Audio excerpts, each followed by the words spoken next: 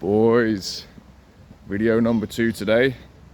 I'm flying out of the gate, and yeah, in the previous video I just mentioned that there's never been a better time to be a bachelor. There's never been a better time to be a single man, for a few reasons, but let's just briefly identify them. Number one, we know so much more about, health, fitness, longevity, diet, exercise, and so on. You can just have a good quality of life, right? You're not likely to die of the Black Plague at like 32 years old. It's not very likely. So I mean, look at all these runners and all these joggers here today, working on the health. There's also good economic opportunities, good opportunities to work remotely. Obviously economies fluctuate, but basically, again, let's compare this to like 300 BC or like 1780. You could have been born in the 1860s, right? Yeah, I'd take being born, in the modern world, right? So we can take advantage of these things. In terms of international work as well, if you're that way inclined, as a single man, you just go work anywhere, go and have an adventure. I have a friend, Raphael, he's in his 50s now, and he's lived the bachelor life, and he's had really an incredible life, and I admire him so much because he did it pre-internet. So he worked in Cuba, I think, at 22, and that's like in 1990 or something. And he went to Salvador de Bahia and lived there at 27. Literally just got a job, just flagged his way into working in women's fashion in Salvador, and then he came back into Europe and used that experience to launch himself in a career in fashion. Can you imagine that? A Spanish seducer working in European fashion. Absolutely, seriously dangerous operator.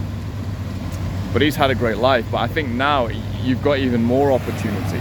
You've got even more opportunity because of remote work. So there's never been a better time to be a bachelor. Oh, the last point as well is because we don't live in like hyper conservative religious societies anymore. You can't actually have a girlfriend. Back in the day, you couldn't really have a girlfriend.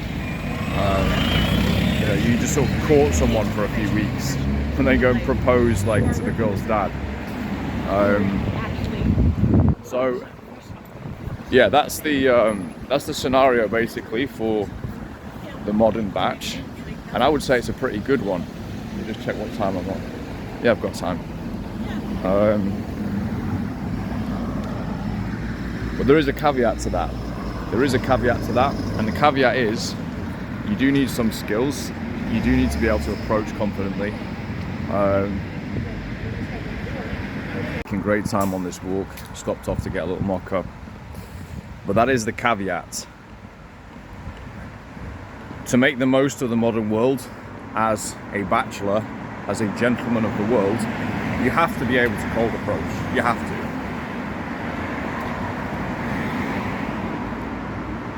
You can't go from 20 to 50, let's say. You can't go with no interpersonal relationships of any kind. You can't do it. You have to be able to cold approach. You have to be able to cold approach. There's a girl telling me the other day about how she went on a date with a guy from Seeking Arrangements. It's a site back in the day. I don't know if it's still going. A lot of girls went on it just to kind of have a bit of a try, see what the experience was like. Although it did descend to almost prostitution ring. But yeah, she said, she was just telling me, she went on a date with a guy who was worth like 15 million in his 40s. So she was like, he's good looking, but he was just such weirdo, such bad social skills. It was really repulsive. She paid for her half of the date and just bounced,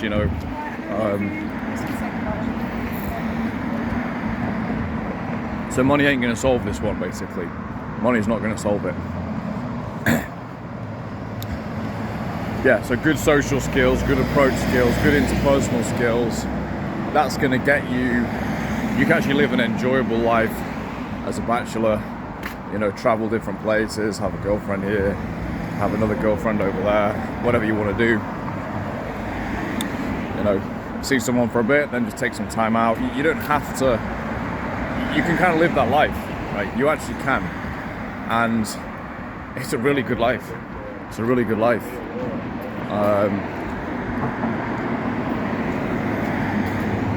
Like the MGTOW way, do you know what I mean, is, I don't really think that's too sustainable, if we're being honest.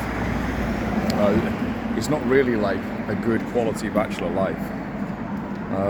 And even what I'm talking about is not necessarily, you know, chick maxing, where you just like, you got so many girls running around.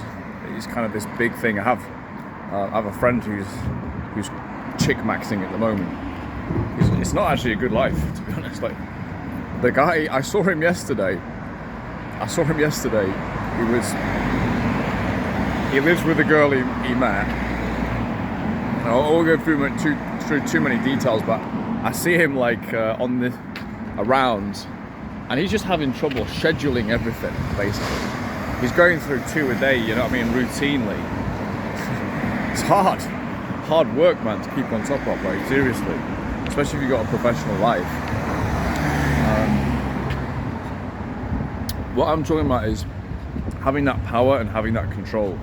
You can step in, you can step out, because you can approach confidently. And sometimes as well, even just doing the approach and getting the number and having a great interaction, very often that's just enough. You're just kind of like, well, that's my catnip for the day. I'm actually good with that.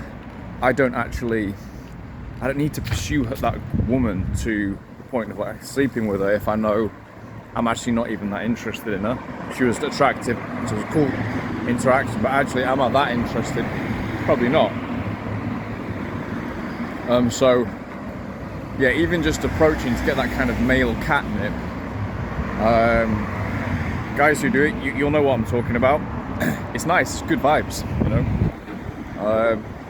So yeah, what a world we live in, and it's so much better as a single man if you know approach. So much better.